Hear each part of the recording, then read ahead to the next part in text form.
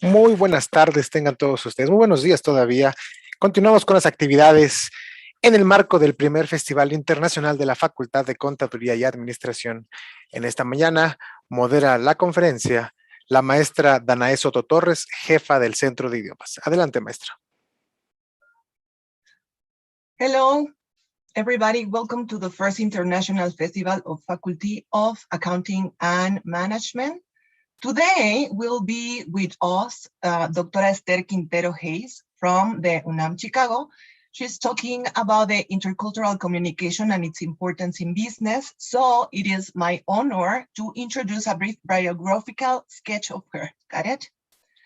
So, Dr. Esther Quintero Hayes, she is a specialist in international academic collaboration. She participated in the development of the global strategy at DePaul University in Chicago.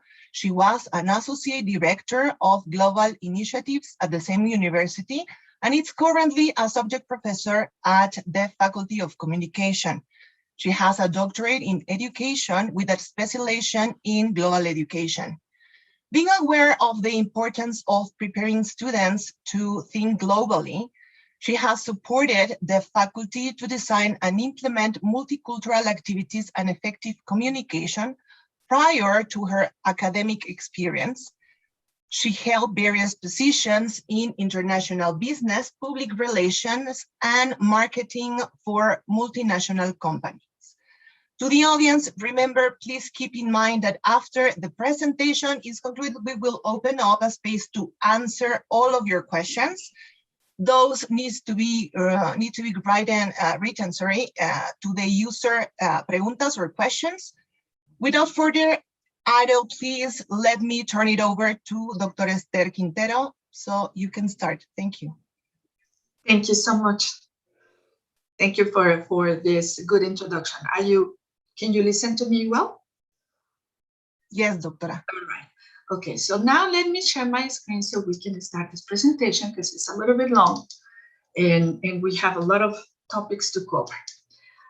First of all, I want to say that I am seated here in my office in a very little town in North Wisconsin, and the name is De Pere, and this is the real America.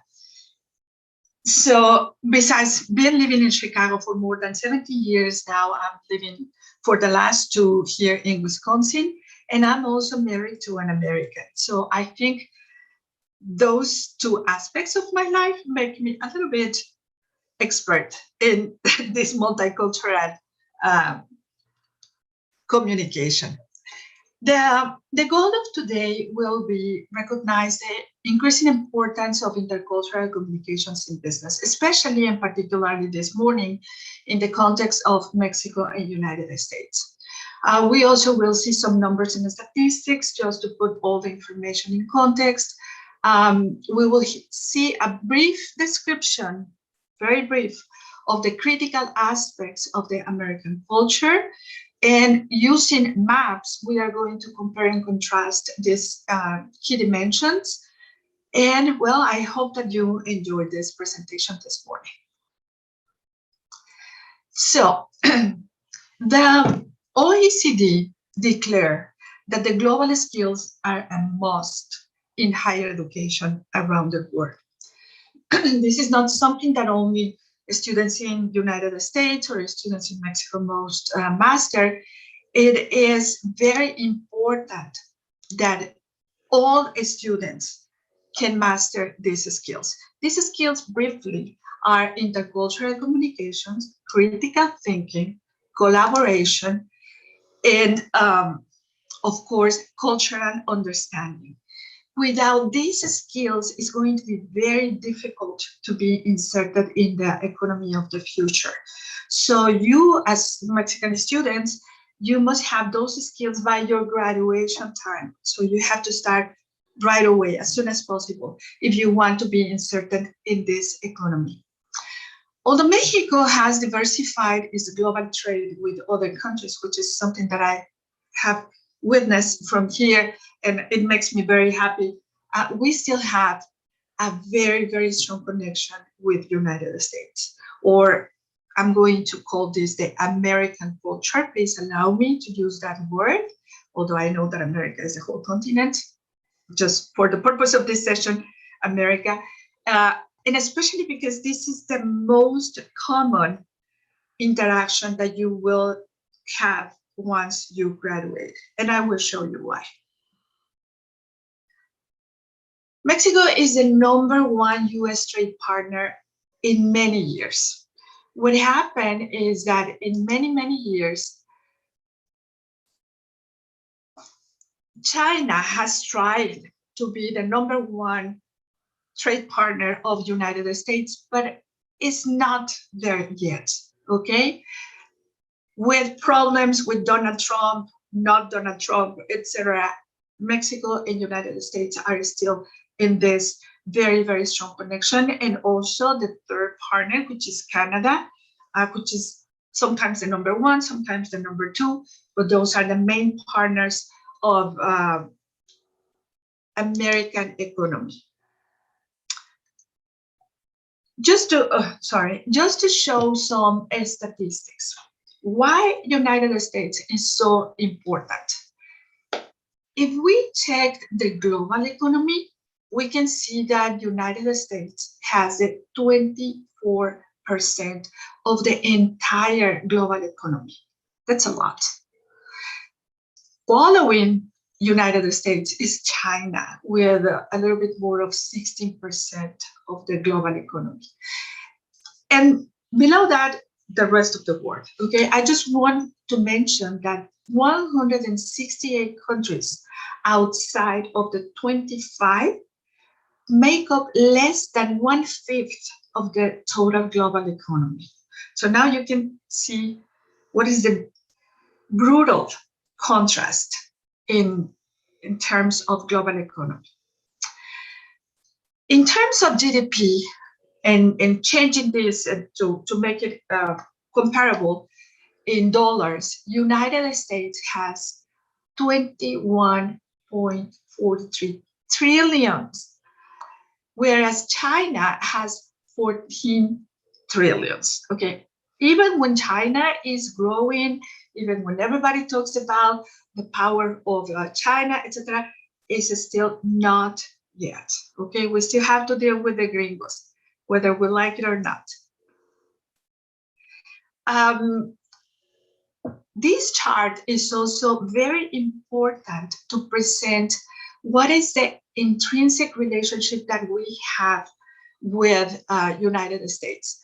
In the baby blue lines, you will see all the American investments in Mexico from 2000 and, until 2019. And with the navy blue, you have the Mexican investments in United States. As you can see, I mean, it's increasing. Many Mexican entrepreneurs have developed business in United States, but it's still a very important imbalance in that relationship.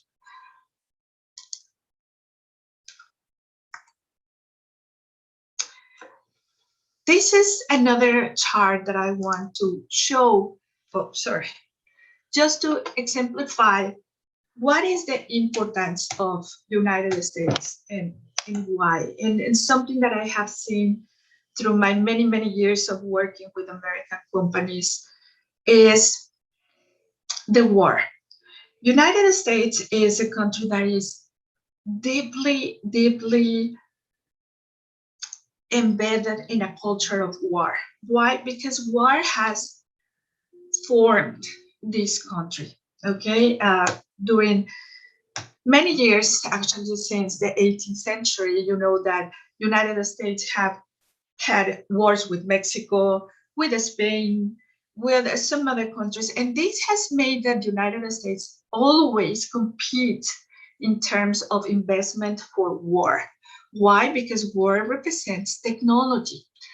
So, for example, in this map, you will see that United States has $600.4 billion invested in technology for war. Compared with that, we have, for example, South Korea with 31.8, or China with 112, but it's still 1/6. Comparing the budgets in the bottom right side of the chart, you will see the difference between the budget that United States dedicate to war. And why this is important? Because this investment also has produced a lot of research in science. Okay, let me talk a little bit about this chart, which is not so perfect because you don't see here the Mexican and Latin America Nobel Prizes, but we are going to talk only about those awarded in science. Okay.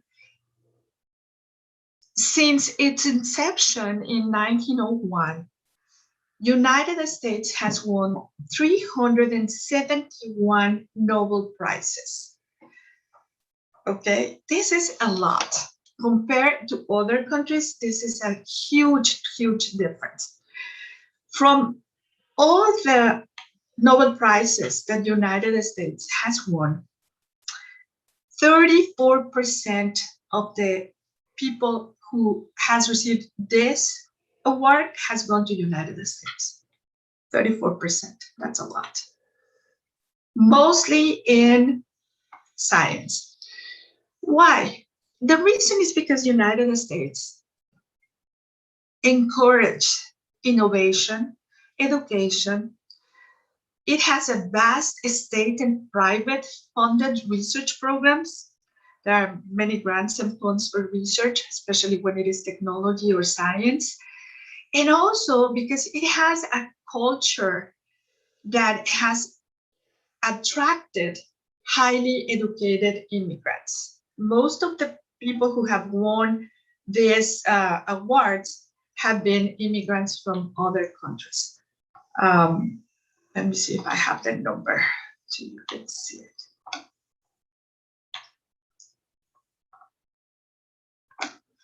33% of the Nobel Prizes that United States has won are earned by immigrants. Another chart that is very important and will show you why it's so critical to develop this relationship and this understanding, cultural understanding with United States is the immigration. This chart goes very, very, very in the past until 1820. And we can see that the first immigrants came from Ireland, Germany, and UK. Then, because of the war, the immigrants came to this country in a second wave from Europe, Italy, Russia, and Hungary. You can see the green peak in the middle. Later, back in the 60s or in the amidst the Cold War, Cuba and some other countries in Latin America started being more represented. But I want that you pay deep attention to the peak that Mexican immigration has in between 2000 and 2010. The economic problems that Mexico had during these decades has increased dramatically the immigration to the United States. This makes more important than ever this multicultural, cross-cultural communication with the United States. So, but what exactly is United States? Oops, I'm sorry. What exactly is United States? Is this a monolithic country? Is this just a melting pot? How can we define a culture that really is created by a mix of many different cultures? Okay, many people debate that it's not really a melting pot because we don't mix. You know, in this country there are different sections, or if you allow me to use this word, like ghettos. But each one of these different groups, we keep our own culture, especially when it is about the Mexican culture or the Latin American culture. Why? Those immigrants that we saw in the previous chart that came from Europe, they had to cross the Atlantic Ocean and they never went back. So they came to this country and they kind of standardized it to whatever it was here, because the sooner they could acculturate with the majority, the better opportunities they will have in the economy. However, the Mexican immigration, I think we have a very, very strong Mexican soul, and we don't forget our culture. Okay, in general, Latin America, we keep our own culture, and also because we have a closer physical contact with our countries of origin. Okay, the Mexican immigrants, the Colombian immigrants, even the Chilean immigrants, they have more contact, and also is a more recent migration phenomena.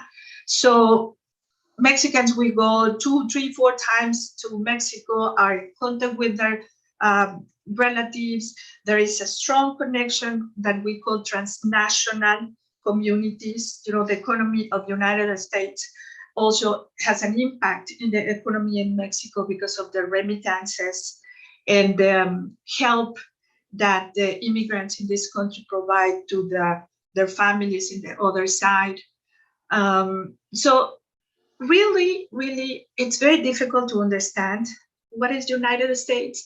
And that's why this is what I call the country of the manual, okay?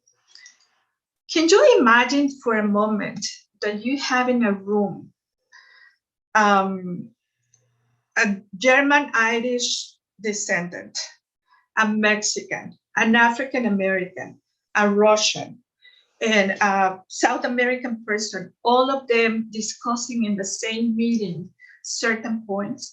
they all perceive the information in different ways, okay? Because we pass this information through our personal and cultural filters. So in order to do that, we have to be very receptive to the critical aspects of the American culture, okay? This is very, very particular because, as I said, it's a mix of all the important aspects of other cultures, okay? For example, Americans think that they have a personal control over the environment, okay? Nothing is left to whatever the environment will have on me. I'm going to transform anything that I have. This makes this mentality as very entrepreneurial and very innovative. Remember, these immigrants that came first from Europe, most of them came here with certain education, and then in order to make it in the new continent, they use all that potential, okay? So they're used to go for it. That's very important. They are not afraid of change or disruption.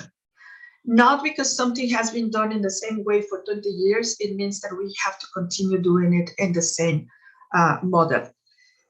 Another thing that is very, very important is that the time and the control of time, okay? By the way, let me check my time. Okay, we are okay.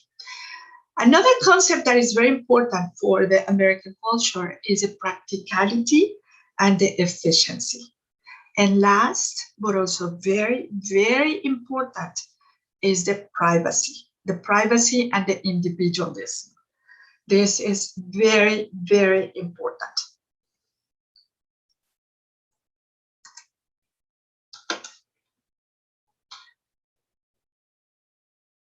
There is a concept that is called ethnocentrism, and this concept has to do with the cultural shock that we have when we get in contact with other countries. Ethnocentrism is something that makes us think that whatever we think is exactly the same everywhere in the planet. So if I think that my extended family is very important, I think that is very important in Germany, in England, in the United States, etc. This is, let me tell you, this is not like that.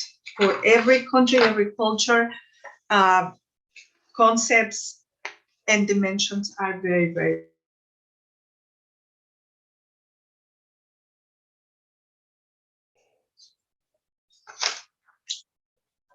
So this ethnocentrism is reflected in every aspect of life, okay? Not only in business, also in personal relations and also in social relations.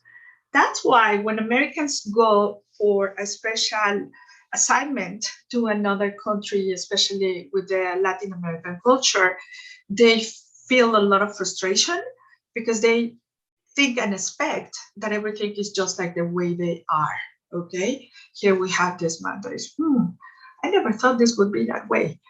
Why this is important? Because as we saw in the chart of the investment, Mexico depends a lot still in this investment. So when a person is going to Mexico to, build a multi-million-dollar operation, and that person cannot understand the culture, the business can fail, okay? And so that multicultural understanding can make or break a big enterprise, okay? It's very common, for example, and I personally have heard that when I have been consultant for Mexican projects, that they think they prepare everything, they have the numbers, they have the charts, they just don't know how to communicate this appropriately to the American partner, okay? So what is going on with these gringos? How they do not understand what I'm trying to say, okay? There are important reasons why that happens the way it happens.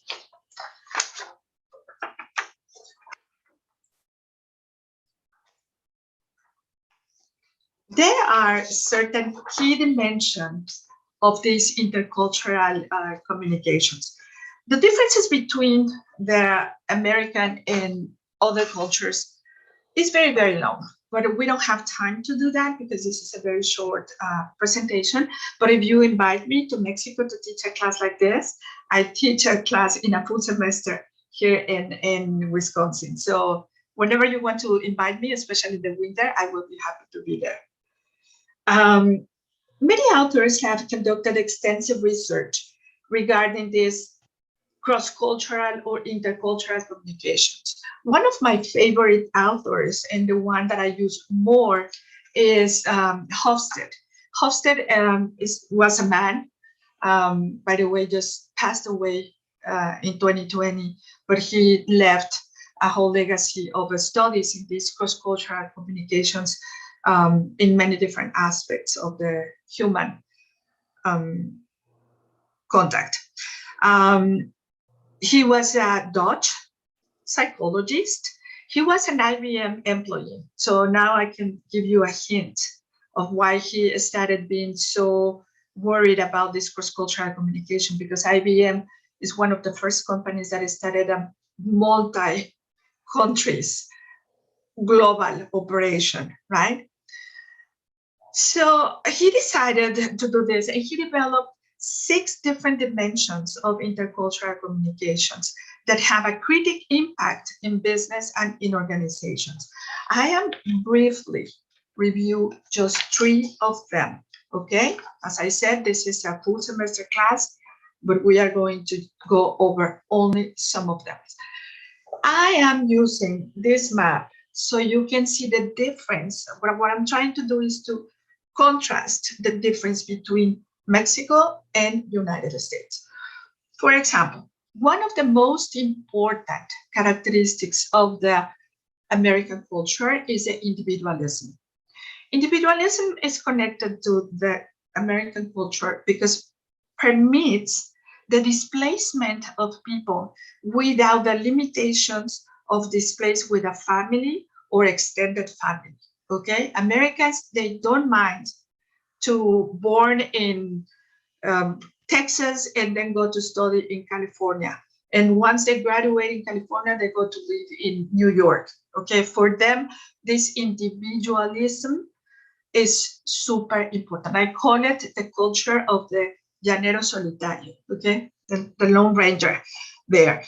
Why or how this is reflected in business? The business decisions are usually made by only one person, okay? So that's why when you enter into a relationship with Americans, they want to deal with the decision maker. In the Mexican culture, and I can say this because I'm Mexican, I'm the only one that can say something about my own culture. We are very collective, okay? And we tend to make these decisions in group, okay? There are committees, there are assemblies, there are, so, and then the decisions go round and round and round through many different people, many different layers, bureaucracy. That is something that the American doesn't understand. And it really, really puzzles them, okay? They don't know how to deal with this collectivism in Mexico. For example, in the United States, the decision to buy a house is just one person, or for the most, the wife and the husband. In Mexico, even the abuelita, the tia, the comadre, and everybody has to intervene in this decision, right? I hope everybody's laughing at this time. So, as I said, in Mexico, everything is collective, everything, we all have to go to have lunch together, we all have to meet in parties after work, and those are things that really, really impact the relationship with Americans. They think that Mexicans are just party all the time, and this is not serious, this is not working, how am I going to deal with them? And for Mexicans, it's just different. It's just, no, we work better in a collectivism manner. We are very good for teamwork. So that's a big difference that can have an impact in your your business projects.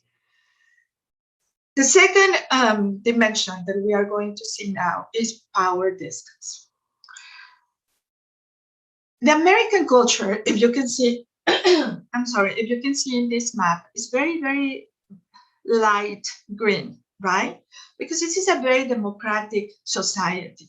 So in this country, there are not super big difference in hierarchies, okay? Things are more democratic. And in order to accomplish a business, the process are very, very easy, okay? For example, if you want to open a business here in the United States, the process may take only 1 week, okay? Why? Because there are not 25 different windows that I have to go through in order to open a business. So this is a combination between the power distance and the entrepreneurial culture, okay? All the management is also more democratic, okay? In United States, every manager of different units, like the HR department, the marketing department, the sales department, etc., they have the same hierarchy level in the enterprise. Whereas in Mexico, please correct me if I'm wrong, but for what I remember, and still every time I go to Mexico to seal a contract or or give some advising in a new initiative, there is always a big boss. You know, oh no, this has to be approved by the ingeniero. Or this has to go first to the licenciado. Okay. So when Americans hear that, they said, I mean, why? We have here all the managers. Why we cannot make a decision? Why this has to go to a big kahuna? It is what it is. Mexican culture also has its nuances, its different colors. Right now I'm teaching this to the American students in Chicago. So, and last, this is also very important color contrast, the uncertainty avoidance. Remember when I told you that the United States is a country that is very immersed in a war culture because all the formation of the country has been connected in some way to war. War is something that is embedded in the culture here. So when they think about going to a business, they adopt this going to a war culture. They are not prepared. They are ultra prepared for whatever they are going to do. Why? Because this is a matter of death or life. That's the seriousness that they could do anything they are going to do. So they do research, they prepare numbers, they do some research about the people they are going to do. So they are very, very well prepared before starting anything. In Latin America, it's more relaxed, it's more personal. First, I want to feel how am I feeling with this person before saying if I'm going to enter into a business relation, right? The social aspect is more important for us in Latin America than the war culture preparedness American mindset is, okay? So this is very, very important. Are you ready for some questions? Yes? Now I'm going to ask you. If you can use your phone and you can download an app that is called ClassPoint, ClassPoint, like PowerPoint, but ClassPoint. Put it in your phone and enter the code 79559. Okay? Do you have that code? So now I'm going to ask you this question. 80% of Mexico's exports go to the US alone and account for 30% of its GDP. Or 50% of Mexico's exports go to the US alone and 50% of the GDP. Or 90% of Mexico exports go to the US alone. Okay, now please, using your class point, answer this question.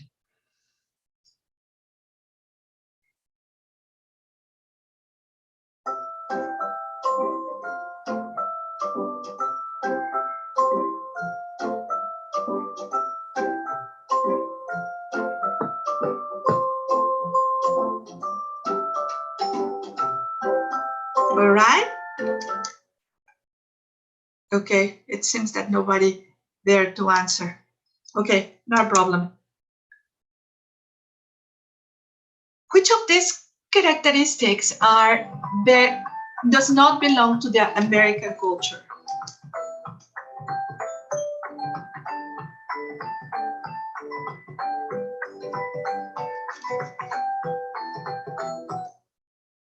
Okay. No, you don't want to respond my questions? Can you give us more time? Oh, sure, absolutely. Okay, you want me to stay here?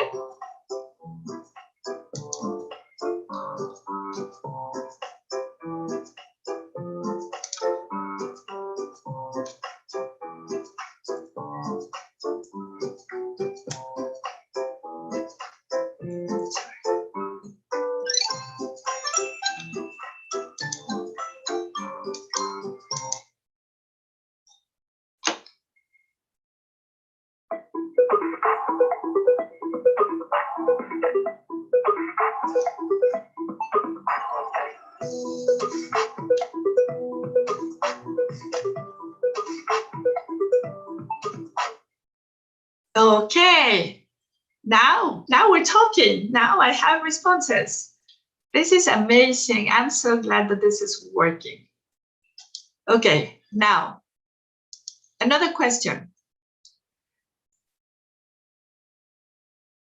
What of the following descriptions are characteristics of ethnocentrism?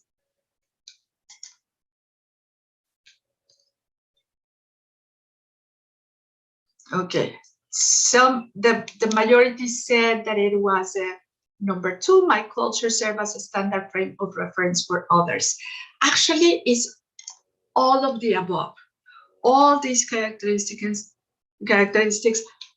belong to ethnocentrism. So the right answer was D. Now, do you think that culture and business are critically connected? Yes, no, or you are not sure?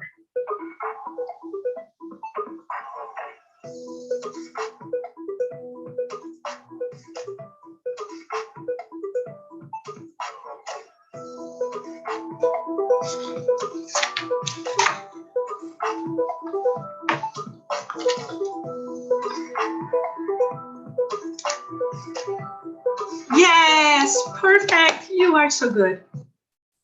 Congratulations. And now I want to ask you that just write a word that you think that you get in your mind after this presentation.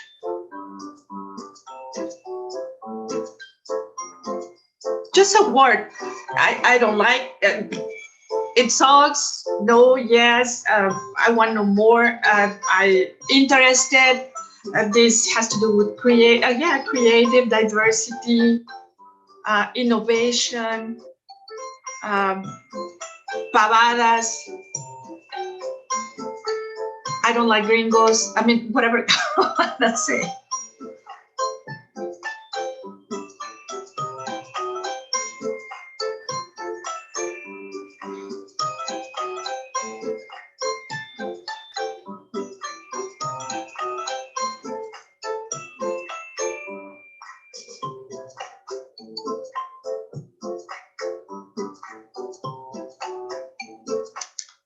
Perfect. This is very, very good for me.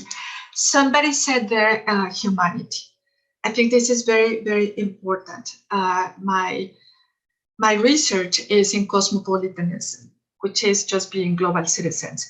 So yes, this cross-cultural and multicultural understanding is important for you because you are students of the School of Business and Administration, but also it's very important for any type of human relation, especially when we are talking about a human mobility. Now we are in the midst of a very serious immigration crisis.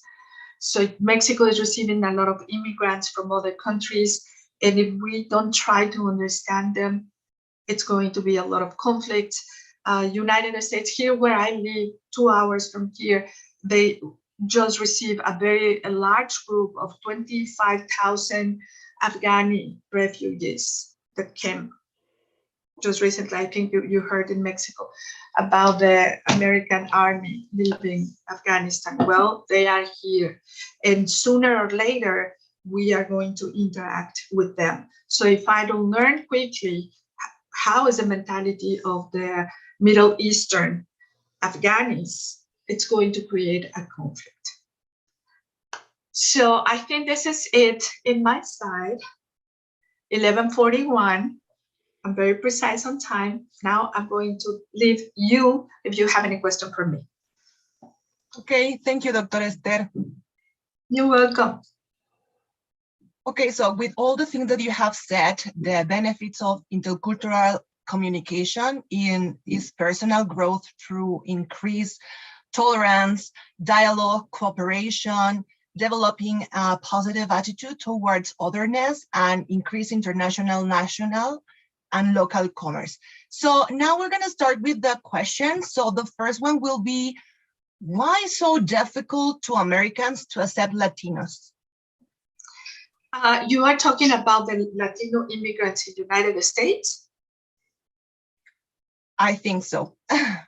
Okay. Well, it's very easy.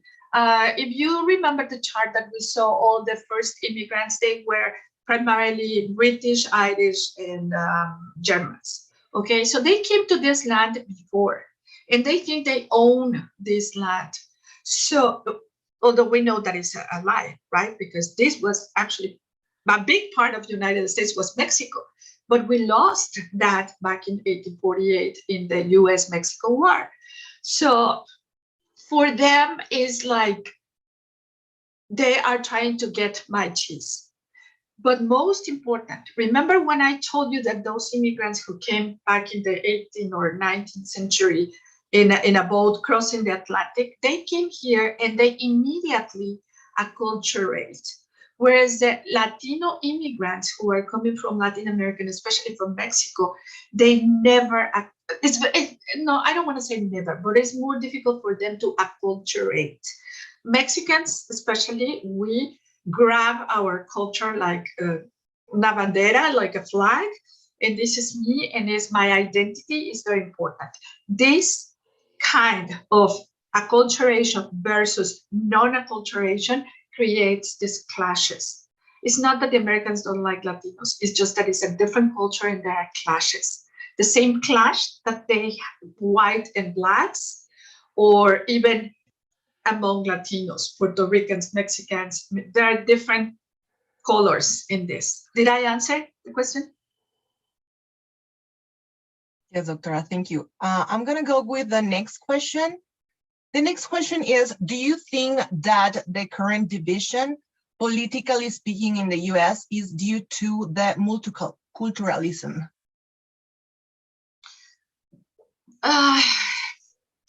I would like to say yes, but actually this is one of the things that we are discussing in one of my classes with my students.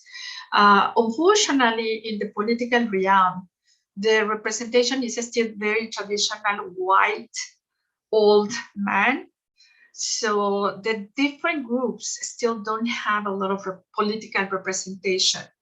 African Americans have earned a little bit more. Latinos, we are starting winning that political participation, but we are very, very behind still. So that means that the policies that the government creates in Washington are decisions made by traditional WASP.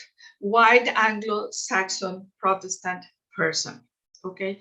The day when the Latinos in the United States understand the importance of their vote and participate more, and we have more Congress people, and we have more senators, and we have more representatives, and more people in the high politics decision realm, it's going to be a little bit more multicultural. Right now, it's very unicultural, to be honest.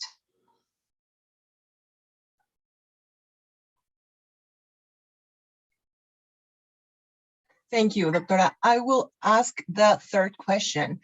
How can culture shock be minimized when starting a life in a new country? Oh, do your research. Do your research.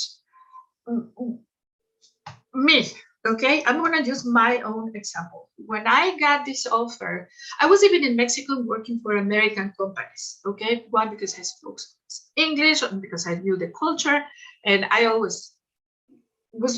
ended up always working with Americans. So I thought that was enough. So when I was offered this position, this job here in Chicago, I thought I knew everything. And when I came here and I realized that it was very different than the way that things happen in Mexico, even though when I was working with another culture, living immersed in that culture is completely different. So what I should have done is to learn more. But nobody in my school in Mexico gave me any course about multicultural relations. Nobody mentioned that. So I came to this country, like any of you can go to another country, thinking that everybody is just like you.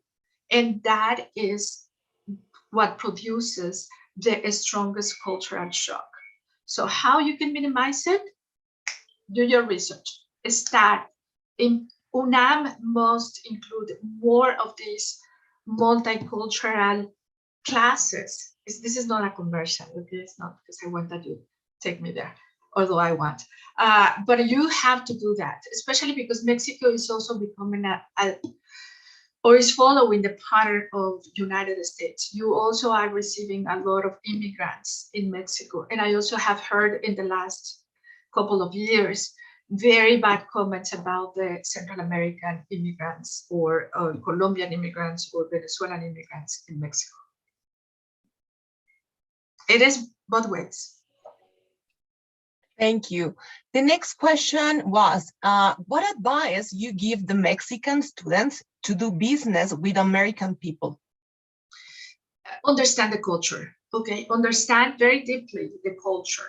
If you are especially marketing students, study what are the patterns, the consuming patterns, the ages, the regions, okay? It's not the same, the American in Florida, that the American in California, that the American in Wisconsin, in the Middle East, in the Middle West.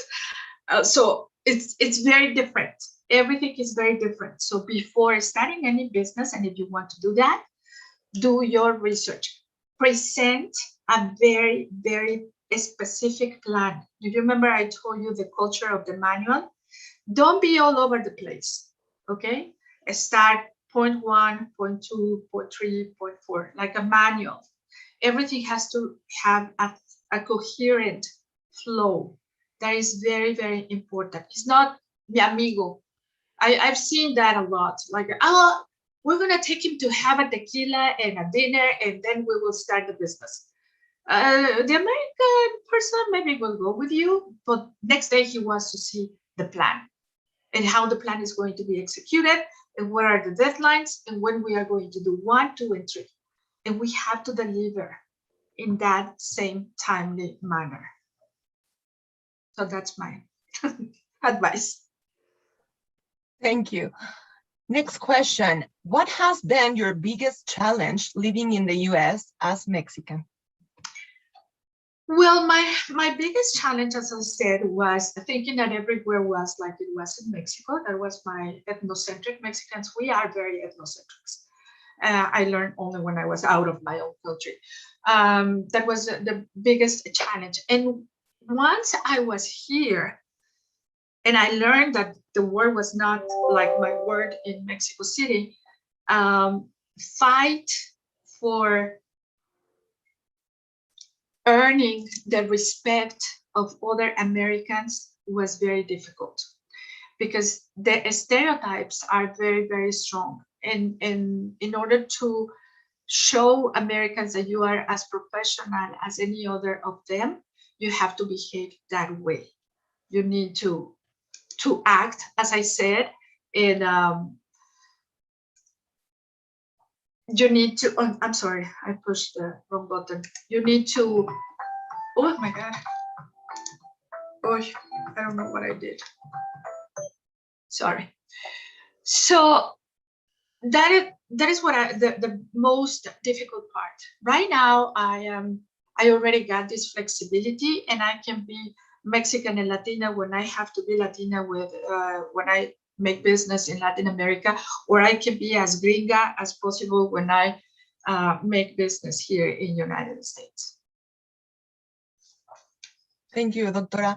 The last question will be, do you think that the individualism that exists in Europe is what makes the immigration of Mexican companies into those countries difficult? Yes, yes, absolutely. The collectivism, as I said, the way that it,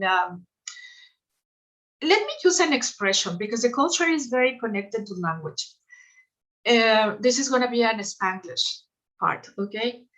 In Spanish, we tomamos una decisión, right? Like the decisions are there and we just have to pick one. In the Anglo-Saxon culture, which is also the British and the American culture, they make a decision. You see, they are not taking, they are making. It's just a word, but it has such a deep meaning. So when the British want to make a business with Latin Americans, they still have this idea of very tropical, all over the place, disorganized people who are not really making things, that are just dealing with whatever is popping up here and there. And for them, this is a very risky. Okay, for example, I ask you, Danai, if you have $100,000, all your life savings, and I propose you to open a business, okay? And it's all your money, it's all your savings. And I don't tell you what exactly the business is. Oh, but I take you to get the manicure and pedicure together. We're very good friends, and we talk every day on the phone for 3 hours. But you still don't see my plan, my business plan. You still don't know where exactly your money is going. Who are going to be our customers? Where is going to be our area of operation? Who are the potential customers? You don't see that. Are you going to give me your savings? No, I won't. But you are my paisana. You're Mexicana. You have to trust in me because I'm Mexican too. But you see, there are cultural differences. Now, if I put the business in the other side, in the Mexican side, if somebody comes and tell me, I'm going to give you $100,000 to start a business, but I don't know anything about that person, what is the family? Where's his friend? Who is this guy connected to? Who is this person? I'm not so sure that I want to take that money because I don't know who he is. So you see how the difference in the collective mentality and in the individualistic one, the values are completely different. For the Mexican person, knowing the context, the hierarchy, the connection, las conexiones, las familias, super importante. That's the most important. Whereas in the United States, what is more important is the business per se. So I hope that. So much. Yes, thank you so much. Now, I would like to commence reading our certificate of appreciation of such a great presentation, Dr. Esther Quintero. So on behalf of the UNAM and FCA, we would like to present this certificate in your honor for giving us this valuable presentation. Thank you. I'm going to start reading, so if they can show us the certificate, will be okay. Thank you. Okay, so I'm going to read this in Spanish because it is in Spanish. So, Universidad Nacional Autónoma de México, la Facultad de Contaduría y Administración, otorga el presente reconocimiento a Esther Quintero Heiser por su destacada participación como ponente en la conferencia Comunicación Intercultural y su importancia en los negocios, impartida el 24 de septiembre del 2021 en el marco del Primer Festival Internacional, la FCA-UNAM, Por mi raza hablará el espíritu, Ciudad Universitaria, septiembre del 2021, y lo firma nuestro querido director, el maestro Tomás Humberto Rubio Pérez. Gracias, Danae. Eso es para mí un honor recibir un reconocimiento por parte de la máxima casa de estudios de mi país. Yo me siento muy, muy orgullosa de ser mexicana, así es que gracias. Thank you so much. We really appreciate your participation, and we would like to conclude this conference. Do not forget, guys, that today is the last day of our first international festival. There are 2 more activities to attend. Thank you for the opportunity to be here. It was a pleasure for me as well. So if I may, por mi raza hablará el espíritu. Have a nice one. Thank you so much. Thank you so much. Have a wonderful day.